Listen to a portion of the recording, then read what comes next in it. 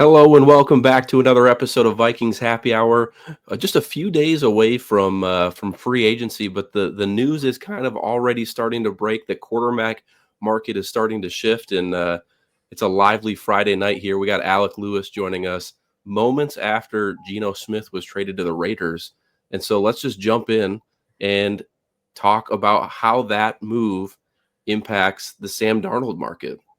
Yeah, first, thank you guys for having me. It's as if Always. you had spoken to John Spytek and Mr. Schneider in Seattle, knowing that by scheduling this recording at 6 p.m., we would be waiting for that domino to fall. But it's a big one. I mean, obviously, in the NFL, Geno Smith, I mean, I've loved watching him play over the last couple seasons in Seattle. There was a point last year, and this is a tangent that is not related to Sam Darnold, which I promise I'll talk to you guys about. But I mean, I was pretty fascinated with Ryan Grubb's offense because he had worked at Washington in college. Alabama had tried to hire him multiple times, both with Saban and Kalen DeBoer. So I was just curious. And so I flip on the tape and I'm watching some of the Geno throws, and I'm just like, I mean, this guy is very fun to watch, but he's 35 years old.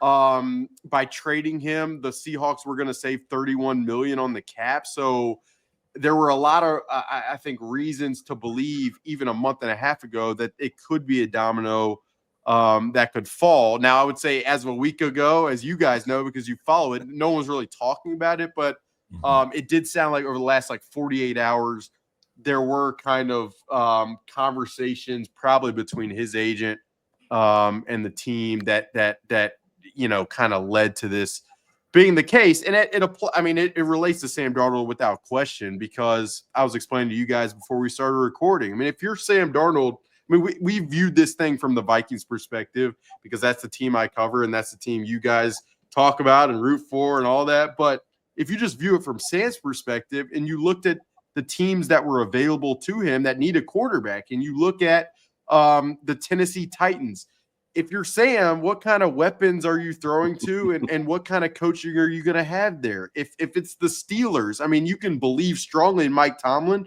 but Arthur Smith and those weapons, how much does that jazz you up? The New York Giants, I mean, to sign up to go back to New York and play with a regime that could be gone by November of this upcoming year, that doesn't inspire a ton of confidence. And then while the Raiders may have been the best of that bunch externally, because of the offensive line they have, because of Chip Kelly's experience, and because of the amount of cap space they have to fortify that offense, I'm not sure if the interest in Sam from Las Vegas was as mutual as you would have probably thought, as most of the league might have even thought a couple weeks ago. So Seattle is a team that now needs a quarterback that will have probably the space to do it.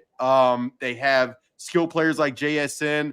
They have an offensive coordinator in Clint Kubiak who has familiarity with Sam Darnold from San Francisco. So I from the outside, you guys from the outside, you can kind of connect the dots. But I'll also tell you that people in the league have done that even today as well. So it's one of those teams that surfaces where if you look at it from Sam's perspective and you think about him signing there, as long as they improve the offensive line, which they need to do, I think if that opportunity presents itself for he and his representatives, it will be an appealing one without question.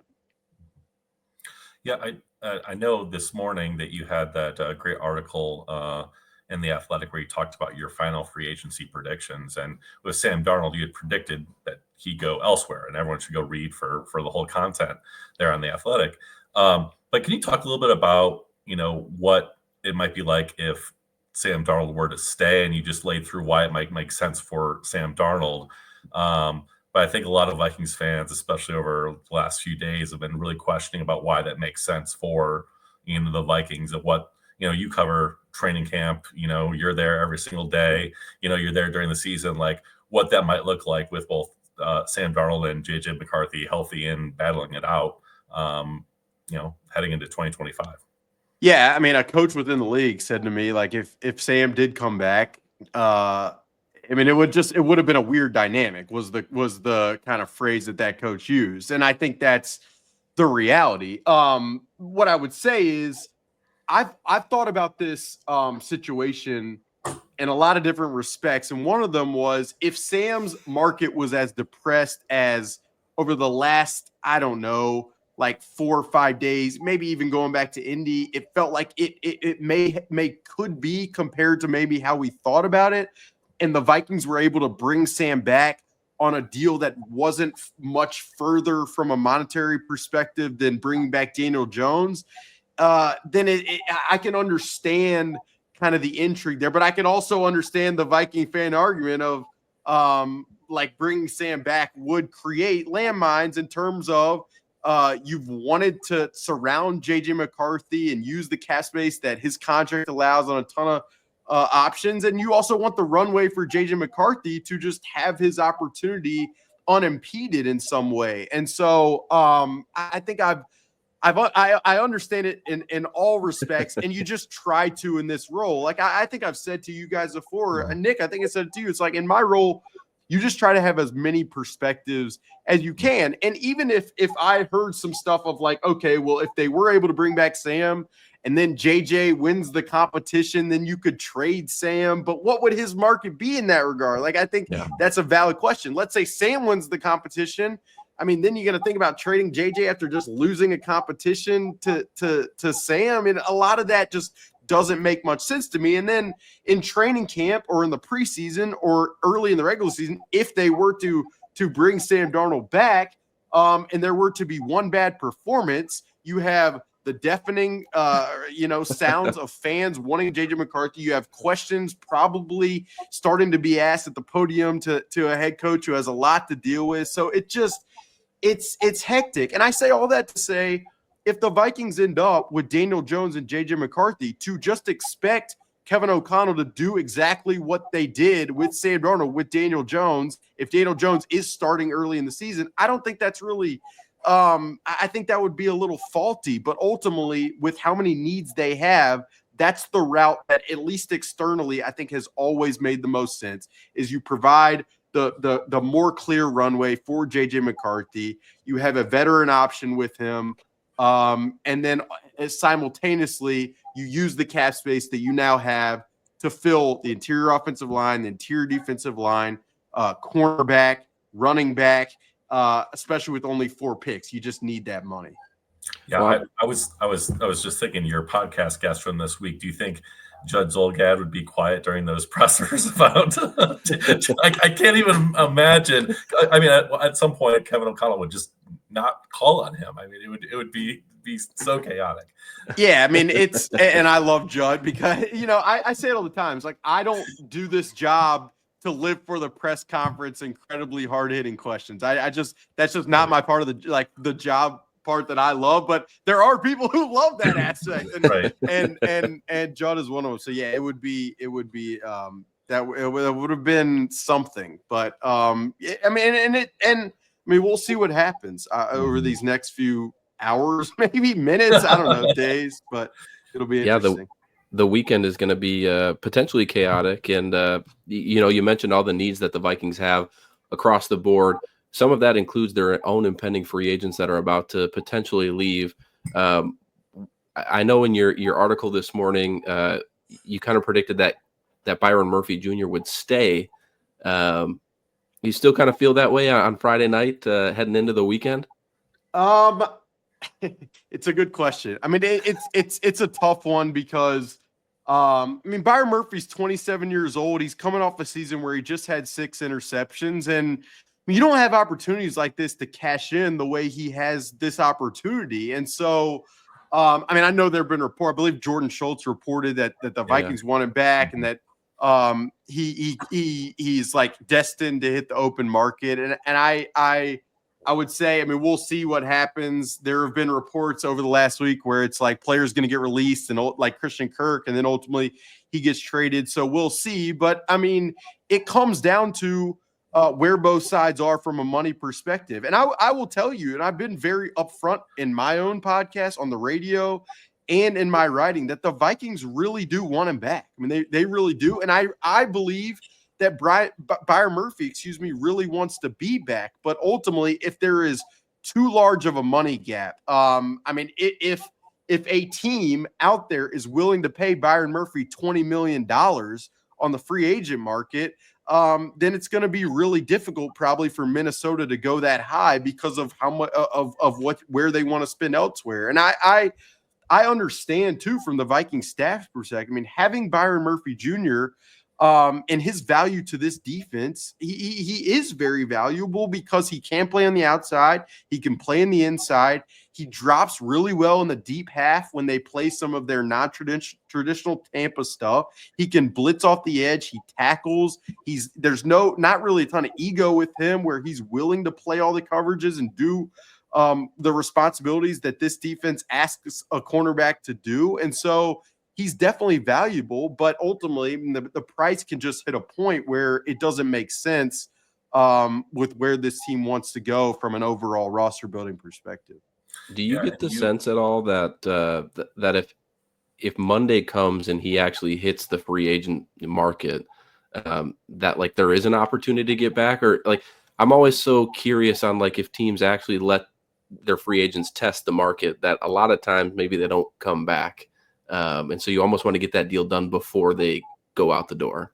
Yeah, and like if he were to hit the market Monday, I believe his contract void, so that's a $4.2 million dead cap hit that's already on the books. But what I would also say is there's a way to kind of, even if you were to come back and you were to sign, there's a way to kind of spread that money around in the if it were a re-signed contract, and that money's going to be on the books regardless. So you can get creative in that regard. I think if he hits the market Monday, I mean, you would hope from Byron Murphy's representative's perspective that he would have a very good idea if he hits the market Monday of what would be out there. That's not always the case. And maybe if you were to hit the market and the market was not what they expected it to be, then maybe he does come back. Like I wouldn't rule anything out, but I would also say like the team needs to be very aware of the circumstance because it affects their planning everywhere else. What other cornerbacks do they need to target?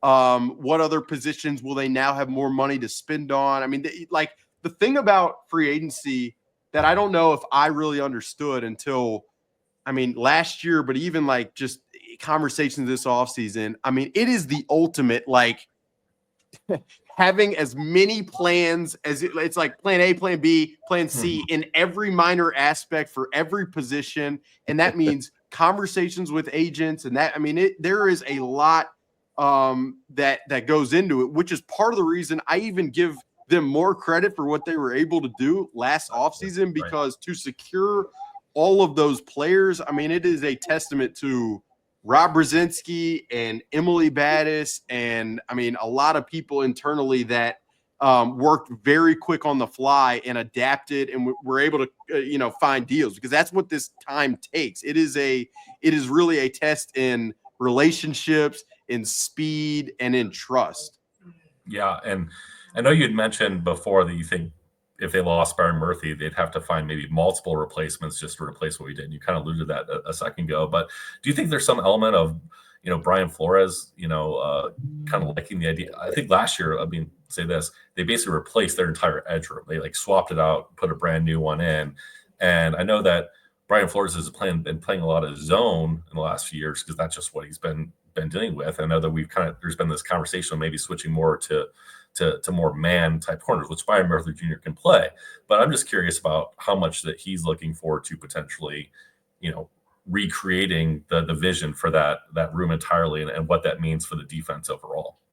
Yeah, I mean, I think the assumption on the outside, and even for me for a while, was like Brian Flores in Miami played 50% man coverage. That's what they did. It was more than anybody in the NFL. And then here it's been, I want to say around like 18% man coverage. It's been near the bottom or at the bottom in the NFL. So I think the assumption would be like, yeah, Brian Flores wants to get to that point. I would say after conversations in Indy, I mean, I think ultimately they would love to be able to do both and be able to do man more than they've done it. But I also feel like they've really liked what they've done from a zone perspective. And if they can generate more pressure up front, then that stuff can even be more effective. So like I hear the names all the time, the DJ Reeds, the Carlton Davises, the Charvarius Wards, like those are behind Byron Murphy. Those are probably like the next tier of cornerbacks for this market. And those guys primarily are man cover corners. I mean, DJ Reed and Carlton Davis, that's what they excel in. And I love those guys. And I know after week 5, the Jets game in London, like the Vikings staff really liked what DJ Reed did in that game. But I would also say that if you were to pay one of those guys, it would affect everything else. And would a guy like DJ Reed, who is a primary man cover corner, be willing to do all of the other stuff that this defense has asked cornerbacks to do? I think that's an aspect that I think people should think about. And it's also, I mean, again, you pay a DJ Reed $15 million, let's just say, then you have less to spend everywhere else. If you were to pay multiple guys, then I think you get creative in a lot of different avenues. And then I don't think it's wrong to think about the draft in this regard too. Like if they were to lose a Byron Murphy Jr., I know Vikings fans scream when there are mock drafts these days that feature cornerbacks in the first round because of the success or lack thereof in recent years. But I do think that's where you'd probably I think that position would make more sense when you see a Jordan Reed who's been on the show mock a player like he did in that spot. Well, just to be clear, I'm not doing that because of quarterback history. I'm doing it because I agree with you, Alec, that it's very difficult to pass up the surplus value that comes with the interior defensive line. You know, that comes with that. I think we've been on the same page on that front. And so maybe that's a good transition to kind of talking about that position about, you know, over the next, you know, few days.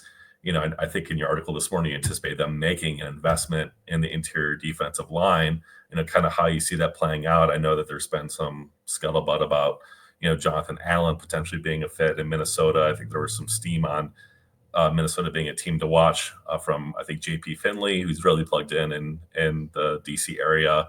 And so just want to get your thoughts about that position. Yeah, I'll hit Jonathan Allen. I definitely think there could be some mutual interest there. It's probably going to be dependent on the market as a whole. I think you guys know this because you followed this team and the way they've operated in free agency. Youth is definitely a priority as they think about wanting to build their roster, not just for this year and beyond. Jonathan Allen is 30 years old. He's a very productive player. He played at Alabama, so I'm very biased when I talk about him. And ultimately, if the market declared a certain way, I do think he could 100% be a fit depending on his asking price. Like, is he a guy who wants a long-term deal from here on out? Is he willing to take a shorter-term kind of prove it sizable deal? I mean, I think it's an interesting it'll be an interesting perspective from his side, which is based in Minneapolis in terms of being represented by IFA. But I would say, like, I wouldn't rule that one out, but I'm not sure if that would be the foremost priority at that spot. And I'll also tell you, and I've said this about the cornerback position, but whether it's cut market guys, there are a lot of options at play for that position from guys who have been interior defensive linemen in the past, who have kind of converted to edge rush. I mean, there are names at that spot that are not the obvious Jonathan Allen, Milton Williams. I mean, I've seen a lot of people say Tershawn Wharton. I can't speak on him because I haven't really checked in on it. But I really do feel like that is another position in free agency that they love to hit, whether it's one or two even, that would make sense. Like that, I mentioned, I think, in my story coming out of the combine, Javon Hargrave, and like he's 2 years older than Jonathan Allen. He's coming off a serious triceps injury, but if he's willing to, again, kind of like with the similar Jonathan Allen conversation, if he's willing to take a short-term kind of deal, I think that's where it makes more sense, because he is not the young player that they really like investing in long-term in free agency. Well, speaking of investing in players, they gave Theo Jackson a 2-year extension, which reeks a lot of like what Metellis's deal kind of looked like. I think a lot of people keyed in on that right away. But does that feel like it spells the end of Cam Bynum here in Minnesota for you? Well, I think the way I talk about it is I do think that it signals that they would like Theo Jackson to have a bigger role. And he's proven every time we've been out at OTAs, in the summer at practice, during training camp. He's always around the ball. I even hear stories sometimes where it's like I think Harrison Smith sometimes takes Friday practice off.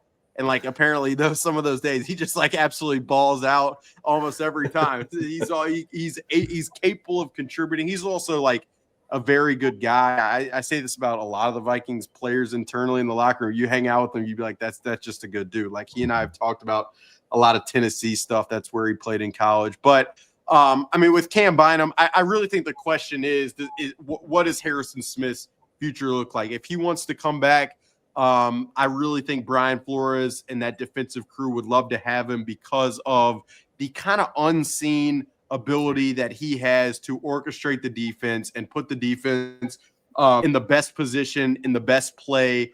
I don't know if people understand, but oftentimes these Brian Flores calls have essentially like 4 options within them, and then it's Harrison Smith's job to assess what the opposing offense is in formationally and the personnel they have on the field, and then it's up to him with the noise and the adrenaline and the mayhem to get essentially the team in the best call. And so while Brian Flores' system is as impressive as it is, you give a lot of the players credit for their ability to orchestrate on the fly. If he wants to come back, I do think that would make it much more difficult from for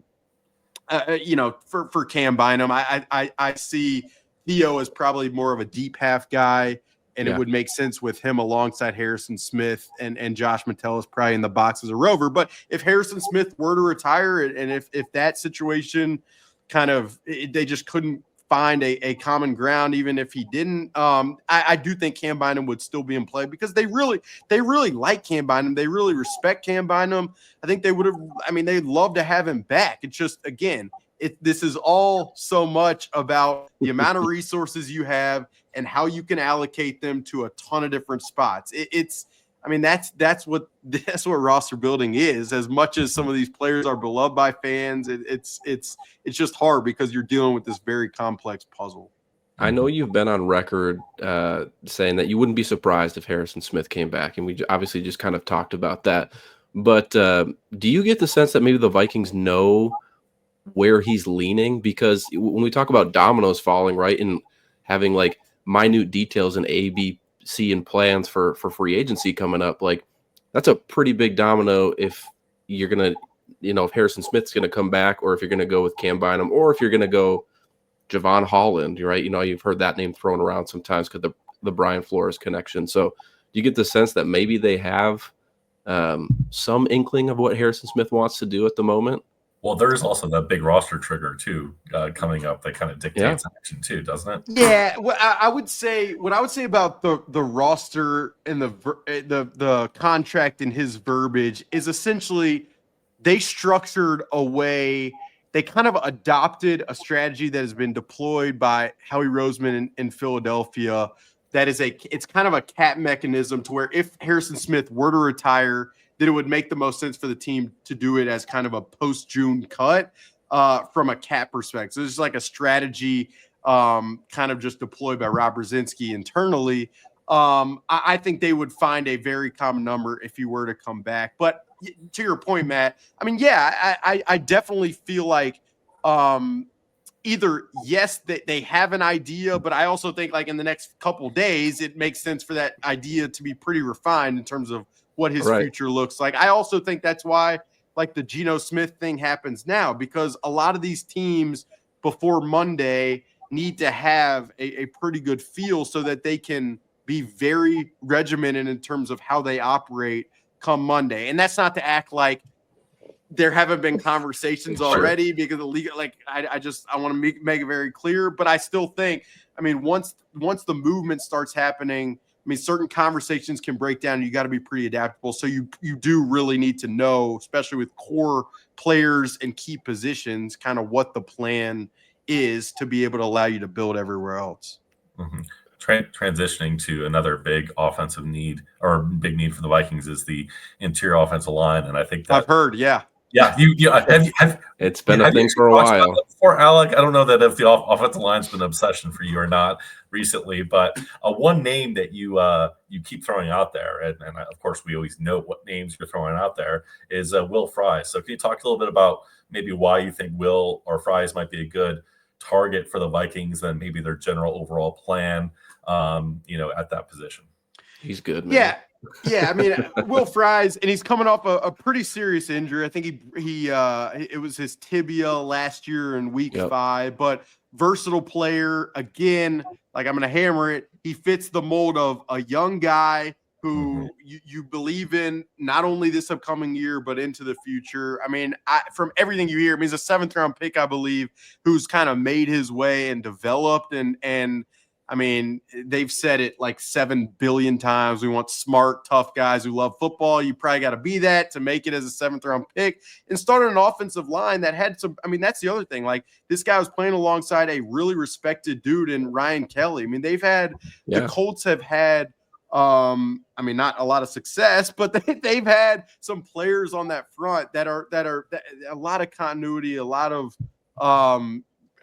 just trust and they've spent a lot of time together. But Will Fries, to me, I mean, he's really the tier 1 option. And like you saw the Bears, I mean, they fixed some of their spots via trade. The Vikings just don't have the draft capital right now to be throwing that type of, again, just to be operating in that regard. So I think spending at the top of the market makes sense. And the other thing I will tell you is, even if, and it's similar to cornerback, even if they only add 1 guard, we'll see what happens. But even if it's only 1 guard next week, I think the draft is another option that makes a lot of sense. You also got to think about Garrett Bradbury is entering the final season of his deal, so the future at center is kind of in question. I just think there's a lot of ideas internally about the future of that group beyond just this upcoming year, and that's where a guy like Fries fits in, because he applies not only for 25, but also in the years to come. The other top kind of free agent that we have potentially walking out the door, and it was a surprise addition a year ago, is Aaron Jones. Obviously, I think that is definitely one of those ones where you have to let him see the market, because running back is just such a kind of a weird position, though they are starting to pay him now with Barkley having his career year there. But do you get the sense that Jones could come back? Or I floated a name, Najee Harris, the other day. And just given that the running back class is so deep, I don't know how much you want to spend on that position. Yeah, I'm just going to turn it around. Would you guys bring Aaron Jones back if it was like $5 million? Absolutely.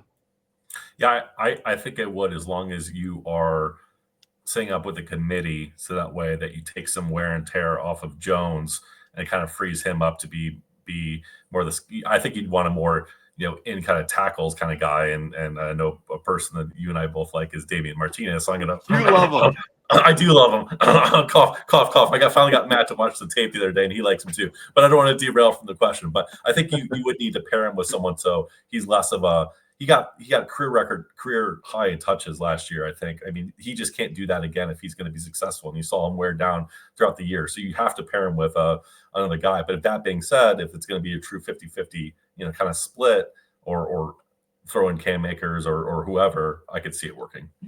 Yeah, I mean, it's interesting. No, Matt, yeah, you go. Well, I was just going to say, I guess it also comes back to Kevin O'Connell and just the Vikings organization in general preaches versatility. And I think Aaron Jones is a running back that has a lot of versatile traits. Whereas, like, if you're going for Najee Harris, in college he could catch the ball a little bit, but like that's kind of a different style of running back. And so then you're really separating, your players out if you go like Najee Harris, Cam Akers, and a rookie running back. And they all kind of have to have different traits to build out your room, I think. Mm-hmm. And so that's where I think that the bonus of Aaron Jones coming back could be really beneficial to the Vikings. And at $5 million, that's a steal. Yeah, I mean, I think that's where the question, I mean, as with all these guys, like the Byron Murphys, just what is the number? What is the number going to be from Drew Rosenhaus, who represents him? And I'll say Drew Rosenhaus represents a lot of the Vikings players, and they have a really good relationship. He does with the team, and so I know Aaron loved being in Minnesota. I know he loved the locker room, and I also think like he is just a smart enough guy to be mindful that while yes, the offensive line was not exceptional in the interior last year, when you have Justin Jefferson and Jordan Addison, it pulls guys from the box. And so, I mean, for a running back, it just makes life a little bit easier. Now, you have to be physical. You have to be on the interior. You got to be better to give him a better opportunity. But to me, him being back would make sense. If it's not him, I expect them to draft a running back. If it's not him, I definitely expect them to draft a running back. But I also think, I mean, having some kind of option would be intriguing. I mean, you mentioned Najee Harris, and again, as an Alabama guy, so you're pulling at my heartstrings there. But I don't know about like his level of versatility and juice. I would need to probably watch it more to have a very good feel. Yeah. I mean, I just go youth, but like a younger option, Javonte Williams from Denver. I know he hasn't been exceptional, but like he's an interesting name. I really haven't gone there because I do think Aaron Jones. I definitely think it's possible that he's back, and that's another one where I believe his contract's set to void. So to do that before Monday would probably be the expectation. You probably know by that point what the future might hold. Or just take Hampton at 24, which I know he says that's my yeah. Marion Hampton is my like.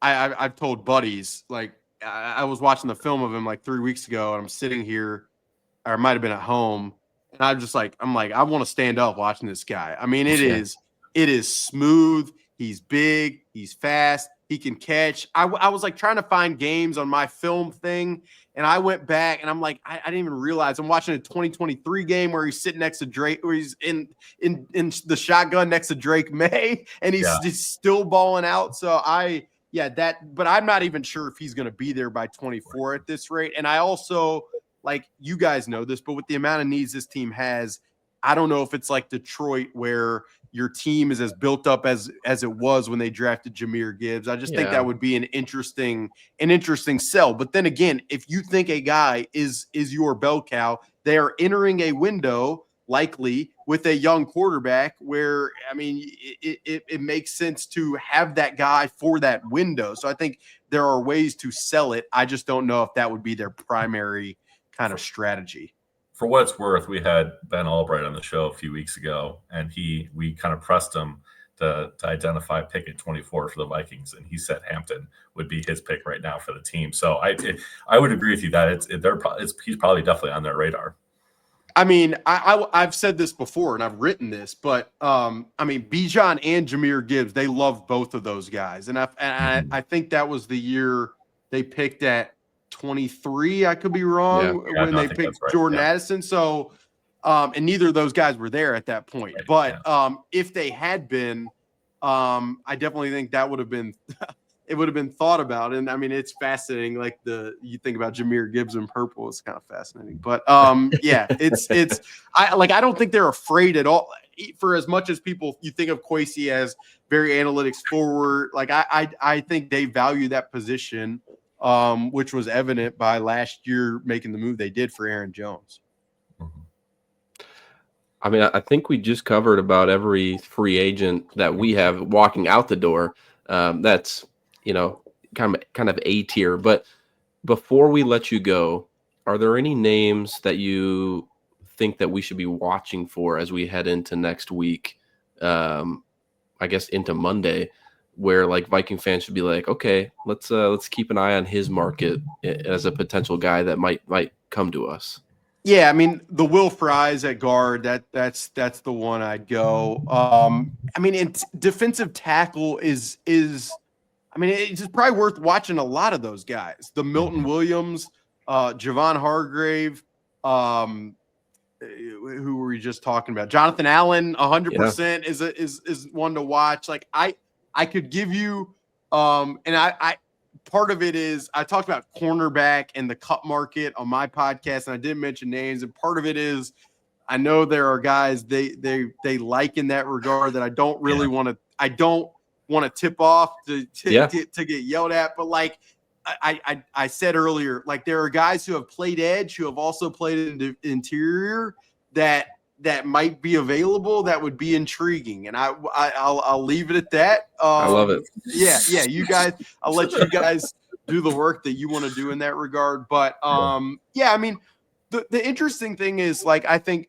and I write names and you hear definitely where the interest lies, but like I explained, with how many avenues you have to have, it's just the reality. Like you may love a Milton Williams, but if another you may love a Christian Wilkins like last year, but if another team like the Raiders is willing to go to a certain price, then you adapt, and you have to be able to, and then you end up with a Grenard who was not on anybody's radar before that free agency period, and it can work. So I'd say fundamentally, the characteristics and the traits of guys they look for are, especially defensively, I mean, it's youth, it's versatility, and it's guys who fill a lot of the roles that they want. Like at cornerback, you gotta be willing to tackle.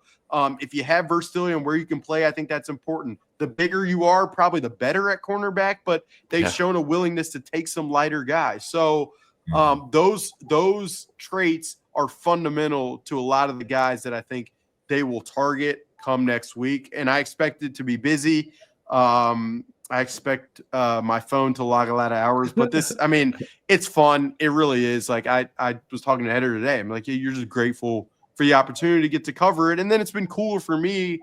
Now, I mean, that was my third combine. It's like you get to know the people inside the building better. You get to know people in other buildings better. I mean, I've been badgering people about the Darnold thing for days and hearing all types of ideas and thoughts and agent conversation. So it's cool. It's fun. And I mean, it's an important period. Like last year, what they did during this time changed the course of everybody who's on this call's fall, and the people listening to this, their entire fall was changed over the course of these couple of days, which is kind of ridiculous when you talk about it like that, but it's the truth. Yeah, I love it, and it's bound to be an eventful next couple of weeks as the Vikings kind of work towards that roster construction. But Alec, thank you for joining us. I know we had been talking about it for a while. I'm glad we could make it work. I know that you're going to be busy, so everyone go and subscribe. Maybe turn on the notifications for Alec if you don't already on Twitter. Alec Lewis Show. Follow him. Yes. Read him on the Athletic. Appreciate it. You were trying to have me on, I think, like a month ago, and I was like, my brain is fried. I'm going to Alabama to play. I think I played 54 holes in 2 days and was just on the golf course, which is too much for me, especially with the way I was blading chips out there. But it's a fun time. The podcast has been fun, and I mean, I don't know. Like I enjoy the people who follow this team because they think about it in a really smart way, and I think it always just like can be brain triggering for in my role. So thank you guys for having me on. Absolutely.